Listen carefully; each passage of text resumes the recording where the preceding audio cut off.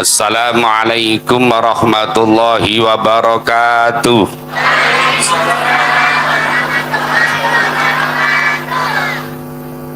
Alhamdulillahi wahdah, wassalatu wassalamu ala man la nabiyya ba'dah, sayyidina wa habibina wa syafi'ina wa qudwatina wa qurrati a'yunina wa maulana Muhammadin sallallahu alaihi wasallama wa ala alihi wa ashabihi wa tabi'in wa tabi'it tabi'in wa man tabi'ahum bi ihsanin ila yaumil qiyamah. Amma ba'du, ulama anal afadil wa masyayikhana al-aizza wa nahussu bidzikri al-mukarram al-muhtaram Kiai Haji Raden Syarif Rahmat dan seluruh keluarga besar Pondok Pesantren Ummul Qura. Kita doakan semoga beliau selalu sehat, berkah, manfaat, dan pesantren ini semakin hari semakin maju. Al-Fatihah.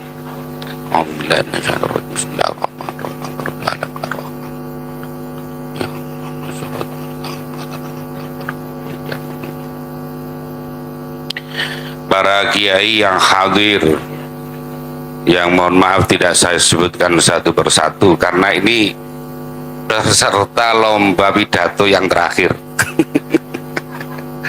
Kalau masih ada lagi nanti yang terakhir. Hadirin rahimakumullah, karena sudah zuhur, hampir zuhur, sedikit saja saya hanya mengikuti menyampaikan dawuhnya Kiai Syarif saja. Kita ini umat Islam Indonesia mengikuti Quran yang asli. Quran yang, kalau yang palsu gimana? Kita tolak. Kalau yang palsu kita mengikuti hadis sunnah yang asli. Kalau yang palsu kita tolak. Kita hormati, kita takzimi zuriyah Rasulullah yang asli. Kalau yang palsu yang palsu kita tolak. Ini yang mengatakan panjenengan apa yang nolak ya. Kita tolak karena palsu. Mengapa? Kita ini ada kewajiban untuk takzim, untuk hormat kepada zuriyah Rasulullah. Lah, tapi harus benar-benar itu zuriyah. Kalau itu tidak benar-benar zuriyah kan kita salah jadinya nanti. Salah sasaran. Ya, salah sasaran. Kita hormati, kadang-kadang kita ini kalah dengan penampilan orang. Ada orang penampilan pakai gamis, pakai udeng-udeng, kita sangka itu alim. Kita sangka beliau adalah ahli ilmu. Loh, adzan. Jadi kita seringkali salah sangka. Lah kita ini sudah lama salah sangka ini. Sudah hampir 100 tahun kita ini salah sangka. Yang mestinya bukan zuriyah kita anggap sebagai zuriyah, kita cium tangannya, kita minum sisanya, ada yang nyium kakinya, Masya Allah ya. Terbalik-balik kita ini. Maka ini penting hari ini.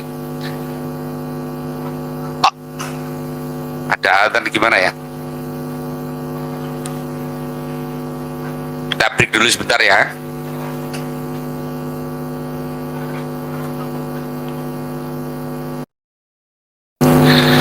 Hadirin rahimakumullah. Nah, kita ini sekarang menjadi tahu bahwa itu tidak asli, tapi masih ada, masih banyak orang yang bela mati-matian. Ya, bela mati-matian. yang aneh itu yang bela juga orang-orang kita sendiri, ya.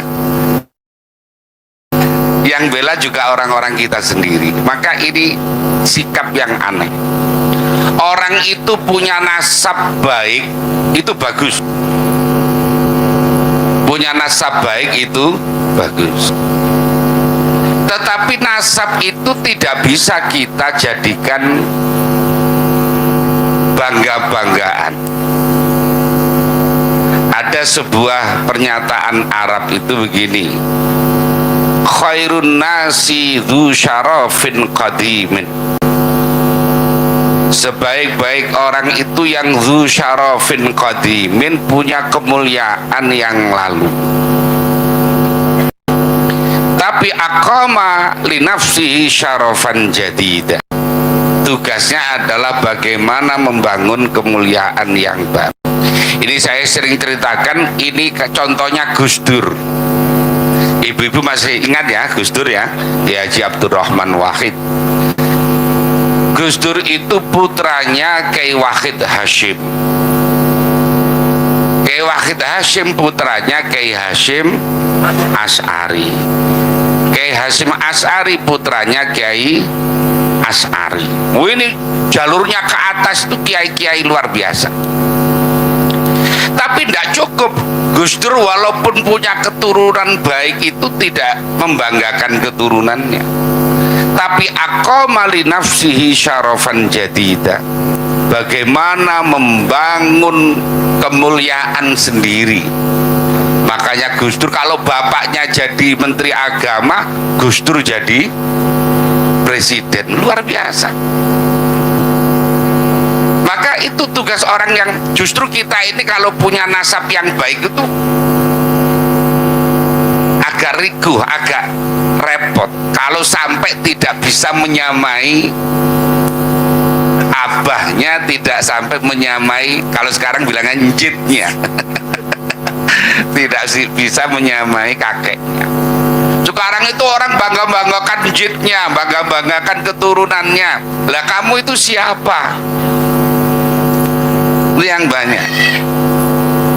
Makanya wasyarrul alamina dzawul khumul idza fakhartahum dzakaru jududa. Sejelek-jelek orang itu orang yang bodoh. Tapi kalau kemudian ada orang yang lebih dikalahkan oleh orang lain, dia dzakaru jududa, menyebut-nyebutkan kakek-kakeknya. Itu yang ada sekarang ini, ya. Tiap hari yang dibangga-banggakan adalah njitnya, ya. Yang dibangga-banggakan ini adalah ini dan sebagainya. Bahkan ada yang bisa mi'raj 70 kali, ada yang bisa menghentikan matahari, ada yang bisa memadamkan api neraka jahanam, macam-macam yang cerita-cerita halu-halu itu, ya. Makanya kita harus hati-hati hari ini, karena mereka itu sekarang tidak hanya cerita halunya, tidak hanya sekedar mempengaruhi akidah kita, tapi akan menguasai Nusantara ini. Makanya mereka bikin karangan bagaimana sejarah Islam masuk ke Indonesia. Bahwa pertama Islam masuk ke Indonesia dibawa oleh orang-orang dari Yaman. Ada itu videonya, ada. Orang mana? Orang Pekalongan, ya. Itu ada bahasanya pakai bahasa Arab, Bapak. Seperti ada yang mengatakan kemerdekaan ini yang punya andil besar adalah mereka. Padahal mereka itu yang dulu mengharamkan perjuangan bangsa Indonesia untuk melawan penjajah. Lah kok malah dianggap sebagai orang yang paling berjasa terhadap kemerdekaan ini? Aneh. Ya. Tidak hanya itu orang tokoh-tokoh pejuang-pejuang itu menjadi dinasabkan, dinisbatkan nasabnya dengan mereka. Pangeran Diponegoro yang orang Nusantara asli menjadi bin Yahya. Nanti Hasanuddin menjadi bin Yahya, kemudian Cut Nyadin, Imam Bonjol, semuanya kok jadi dari Yaman semuanya. Aneh ya, aneh. Loh, udah kayak begini kok ada orang kita ini bela mati-matian, kan lebih aneh lagi ya, lebih aneh lagi.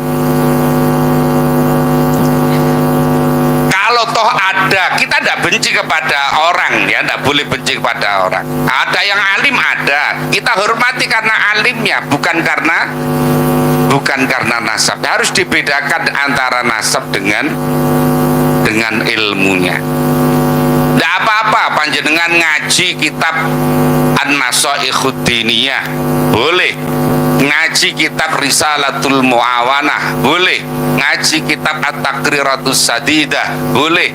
Baca Ratibul Haddad juga boleh. Tapi urusan nasab syai'un akhar. Urusan nasab adalah hal yang berbeda. Ya, urusan hal yang berbeda. Sekarang ini sejarah NU juga mulai dipalsukan, jitnya dimasukkan ke situ. Lah dulu di mana posisinya kok tiba-tiba masuk di sejarah?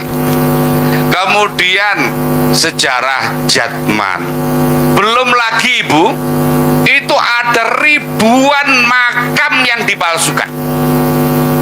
Ya, orang mati saja udah dibisniskan sekarang ini. Ya, luar biasa. Makanya hari ini kita harus menyadarkan kepada bangsa Indonesia, menyadarkan kepada warga Nahdliyin untuk kembali kepada kiai-kiai Nusantara, kepada kiai-kiai NU. Ini NU semua toh? NU semua. Kita ini belajar kepada kiai-kiai NU ya. Kita ngikuti Rasulullah itu kejauhan Ibu ya. Ngikuti Rasulullah kejauhan. Kita ngikuti Kiai Syarif saja sudah tidak bisa. Kiai Syarif hafal Quran, panjenengan hafal enggak? Enggak hafal. Ya, tiap hari puasa. Nah, kita ini badan gede gini tiap hari makan. Tiap hari makan. Kalau orang dulu itu sedikit makan, sedikit tidur. Kalau kita ini sedikit-sedikit makan, sedikit-sedikit. Bedanya berarti sedih. Bedanya sedikit. Itu ibu-ibu sekalian. Jadi maka kita harus kembalikan, kita harus memberikan pencerahan, memberikan penyadaran kepada bangsa Indonesia, kepada warga Nahdliyin.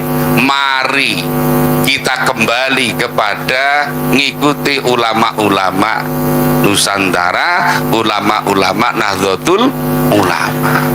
Kita ini Masya Allah, dulu itu akhlaknya ulama-ulama dahulu ya. Saya contohkan ini, saya cerita tentang NU. Dulu berdirinya NU saja itu lama. Gak kayak sekarang bikin organisasi, hari ini kita kumpul-kumpul bikin tanda tangan bisa jadi organ. Dulu enggak, pakai istikharah, pakai musyawarah yang lama. Baru kemudian ada isyarah-isyarah ilahiyah, baru kemudian berdiri. Dan itu penyebabnya adalah dua. Penyebabnya yang pertama adalah, jadi Islam dulu masuk ke Indonesia ini, ibu-ibu, itu berakidah ahli sunnah wal jamaah, mengikuti faham Syekh Abdul Hasan Al-Asy'ari dan Syekh Abu Mansur Al-Maturidi. Itu akidahnya. Kemudian fikihnya mengikuti Imam Syafi'i atau Imam Mazhab 4 lah, salah satu dari Mazhab 4, yaitu Nu'man bin Thabit Al-Hanafi, Malik bin Anas Imam Maliki, Muhammad bin Idris Asy-Syafi'i, Imam Ahmad bin Hambal Mazhab Hambali, salah satu Mazhab Syafi'i. Makanya sekarang ini mayoritas di Indonesia ini bermazhab Syafi'i. Lah, hanya pada akhir abad 19, awal abad 20 itu mulai muncul paham-paham baru. pada saat yang sama Arab Saudi dulu bukan Arab Saudi, dulu itu namanya Hijaz. Namanya apa? Hijaz. Dulu dipimpin oleh Syarif Husain. Itu termasuk zuriyah Rasulullah, ya. Yang zuriyah itu sebutannya Syarif, sebutannya Sayyid. Kalau sebutan yang lain itu saya tidak tahu dari mana asal usulnya itu. Nanti biar Kiai Syarif yang nambahi urutan sebutan, kok ada sebutan yang ada di Indonesia seperti itu. Yang asli itu ya Syarif, makanya Syarif Hidayatullah. Ya, Syarif Sunan Gunung Jati. Dan seterusnya. Sayyid Muhammad bin Alwi Al-Maliki, Sayyid Abu Bakar Syato yang mengarang I'anatul Talibin, yang mengarang Kifayatul Atqiya wa Minhajul Asfiya ila Tariqil Auliya. Jadi nah, dulu pada 1924 itu Syarif Husain dikalahkan oleh Ibnu Saud kerjasama dengan Prancis dan Inggris. Kalah. Maka kemudian mereka bekerja sama di bidang paham keagamaannya dengan pahamnya Muhammad bin Abdul Wahab An-Najdi dari Najd itu. Makanya kemudian yang dikit-dikit haram, dikit-dikit bid'ah, dikit-dikit musyrik, dikit-dikit kafir.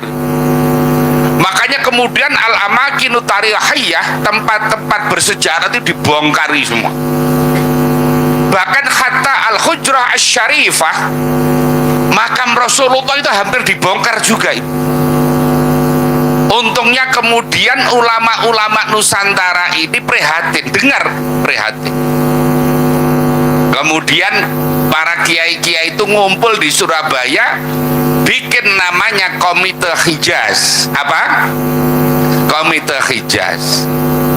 Nah, Komite Hijaz ini nanti yang akan mengusulkan kepada pemerintah yang semula Hijaz menjadi Arab Saudi, ya, menjadi Arab Saudi. Makanya dulu Syekh Nawawi Al-Bantani itu dapat julukan Sayyidu Ulama'il Hijaz, menjadi pemimpin ulama-ulama di tanah Hijaz. Kalau sekarang ya Arab Saudi.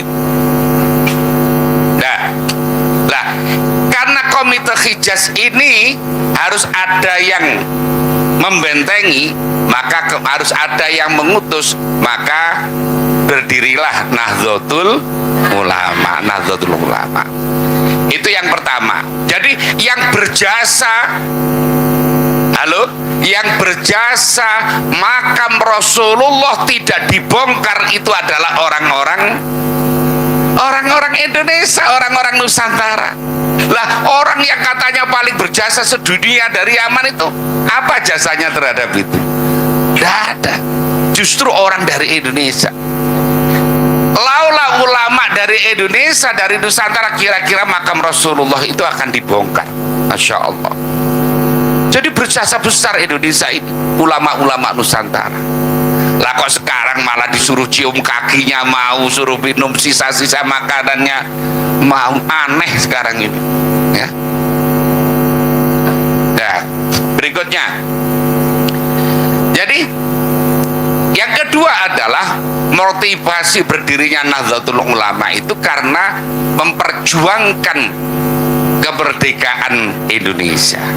Karena dulu itu perang itu kan sporadis, Pangeran Diponegoro perang sendiri, nanti Hasanuddin sendiri, nanti siapa Cutnyadin sendiri, Imam Bonjol sendiri, dan akhirnya kalah. Makanya sejak awal Hadratus Syekh Hasyim Asy'ari ketika masih di Mekah, beliau sudah ngumpulkan para pelajar-pelajar Indonesia, punya jargon hubbul waton minal, bukan hubbul waton minal iman, hubbul waton minal, cinta tanah air bagian dari ya, seperti itu. Lah, itu yang digelorakan bagaimana kita cinta tanah air. Jadi berdirinya NU itu karena dua hal, yaitu himayatuddin wa himayatud daulah. yaitu mempertahankan akidah ahli sunnah wal jamaah dan bagaimana mempertahankan NKRI. Kalau dulu memerdekakan dulu, dan betul Ibu, coba begitu Indonesia merdeka, dulu ulama-ulama Nusantara bikin namanya Hizbullah, bikin namanya Sabilillah. Itu tentara-tentara yang siap mati, ya, siap mati. Kalau sekarang kan ya sikap siap mati tapi gak siap lapar kan gitu. Siap mati, ya.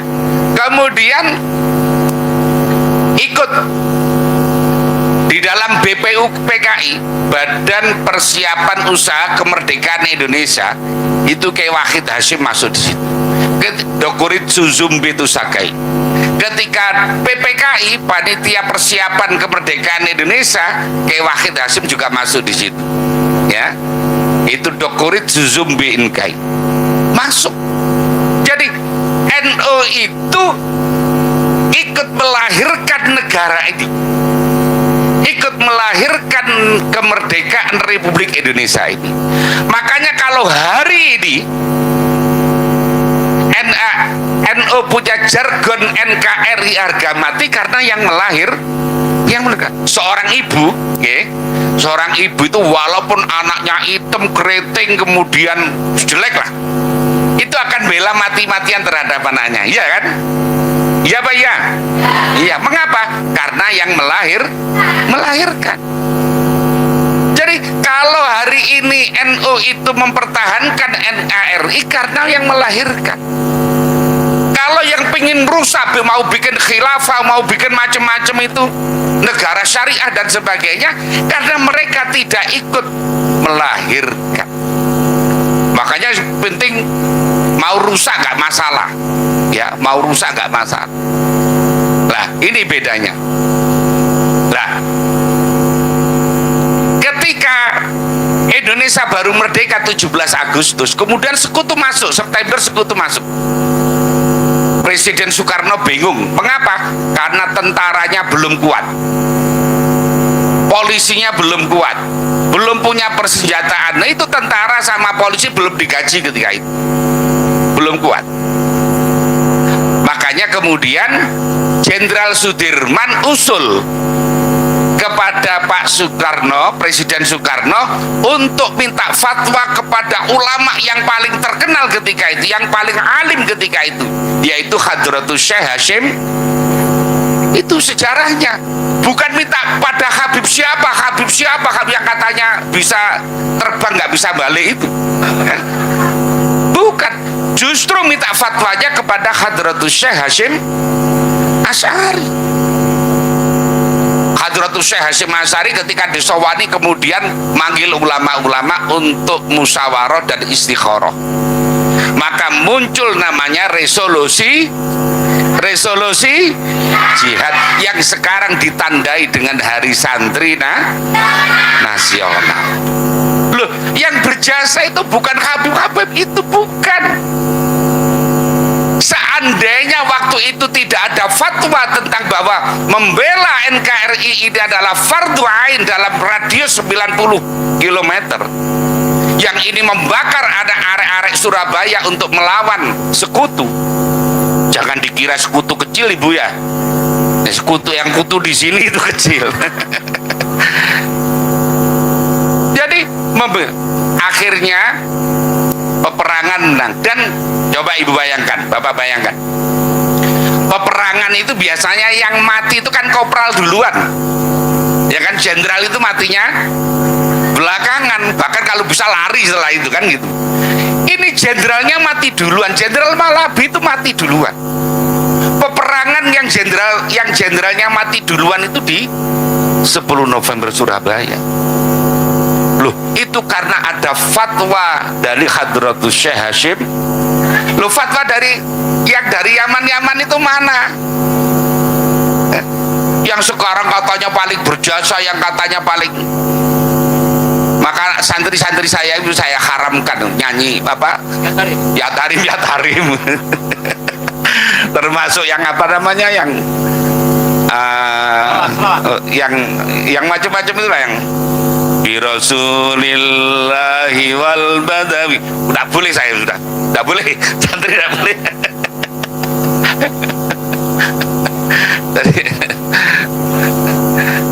Termasuk itu yang hubabah itu. Natawassal bil hubabah. Udah tidak boleh. Nah, kembali, yang berjasa terhadap agama kita, yang berjasa terhadap NKRI ini adalah ulama-ulama Nusantara, ya, ulama-ulama Nusantara. Loh, sekarang Bapak Ibu rahimakumullah, yang dirikan pesantren, yang ngajari anak mulai dari Ba'aba, Ta'ata, MAA, ya, Ma, dan seterusnya, itu adalah kiai-kiai Nusantara. Kayak Fakhruddin itu bikin pesantren anak-anak. Lah yang mereka-mereka itu orang-orang udah jadi ustadz, tinggal doktrin gitu saja. Yang mulai awal ngajari tentang akidatul awam, yang ngajari tentang taklimul muta'alim, yang ngajari tentang furudul wudu dan seterusnya, itu adalah ulama-ulama kita. Jadi panjenengan ini jangan sampai terbalik. Sekarang ini kadang-kadang ceramah, mereka datang minta duluan, setelah itu pulang, dan itu rombongan lagi, minta sangu semuanya. Minta sangu semuanya. Kalau ndak diomel-omelin itu, kalau ndak. Jadi panitia belangsak itu gara-gara yang diundang 1, yang datang itu 20. Jadi seperti itu. Jadi yang berjasa terhadap NKRI ini adalah ulama-ulama kita, Hadratus Syekh Hasyim Asy'ari dan sebagainya. Makanya Kiai Wahab juga bikin lagu itu, Yalal Waton, Yalal Waton itu. Luar biasa ulama-ulama dahulu itu, ya, ulama-ulama dahulu. Maka penting bagi kita ini untuk bagaimana memberikan kesadaran kepada masyarakat tadi. Dah, itu saja. Sebetulnya masih banyak yang mau saya ceritakan, tapi waktunya sudah habis. Semoga yang hadir semuanya diberikan umur panjang yang barokah, berikan keluarga sakinah, mawaddah, warahmah, dan rezeki yang halal dan barokah. Anak-anak kita jadikan anak-anak yang solihin solihah. Kita semuanya diselamatkan oleh Allah di dunia maupun di akhirat nanti. Kita doakan Indonesia ini aman, damai, tentram, makmur, yang diridhai oleh Allah. Al-Fatihah. A'udzubillahi minasyaitonir rajim. Bismillahirrahmanirrahim. Alhamdulillahirrahmanirrahim. Iyyaka na'budu wa iyyaka nasta'in. Demikian peserta lomba pidato yang terakhir. Semoga ada guna dan manfaatnya. Wallahul muwaffiq ila aqwamit thoriq. Assalamualaikum warahmatullahi wabarakatuh.